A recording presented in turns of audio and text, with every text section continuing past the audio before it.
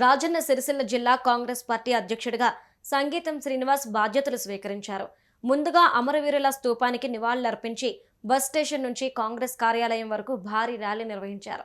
మంత్రి పొన్నం ప్రభాకర్ ఆధ్వర్యంలో ఈ కార్యక్రమం నిర్వహించారు. ఈ సందర్భంగా పొన్నం మాట్లాడారు. పదవి బాధ్యతలు స్వీకరించిన శ్రీనివాస్కు శుభాకాంక్షలు తెలిపారు. సర్పంచ్ ఎన్నికల్లో గ్రామీణ ప్రాంతాల్లో కాంగ్రెస్ నాయకులు ధైర్యంగా పోటీ చేయాలని పిలుపునిచ్చారు. ప్రజాపాలనా ప్రభుత్వంలో అమలు చేస్తున్న సంక్షేమ పథకాలు, అభివృద్ధి కార్యక్రమాలు ప్రజల్లోకి తీసుకెళ్లాలని పొన్నం సూచించారు.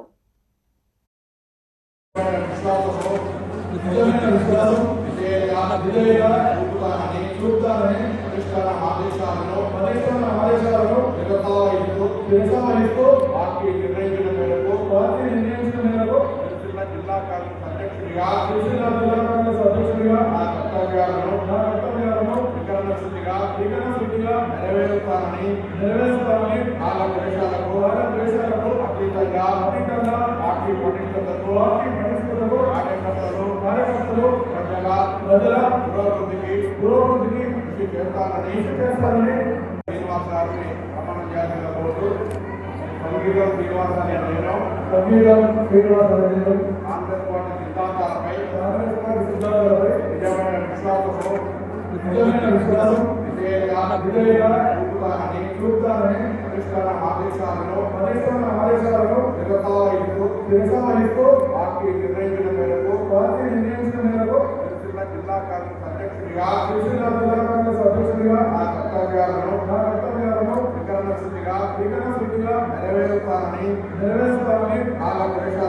దేశాలకు అతీతంగా పార్టీ పటిష్టతకు కార్యకర్తలు ప్రజల పురోగతికి కృషి చేస్తానని మూల కాంగ్రెస్ నాయకులుగా ఎన్ఎస్పీ నాయకులుగా పార్టీలో క్రియాశీలంగా పనిచేసే ఈ సందర్భంలో అఖిల భారత కాంగ్రెస్ ఆదేశాల మేరకు వచ్చినటువంటి పరిశీలకులు మీ పేరు పరిశీలన జరిగిన తర్వాత మరి వారి నిర్ణయం మేరకు ప్రదేశ్ కాంగ్రెస్ అధ్యక్షులు మహేష్ కుమార్ గౌడ్ గారు గౌరవ ముఖ్యమంత్రి రేవంత్ రెడ్డి గారి నాయకత్వంలో మీ నియామకం జరిగింది.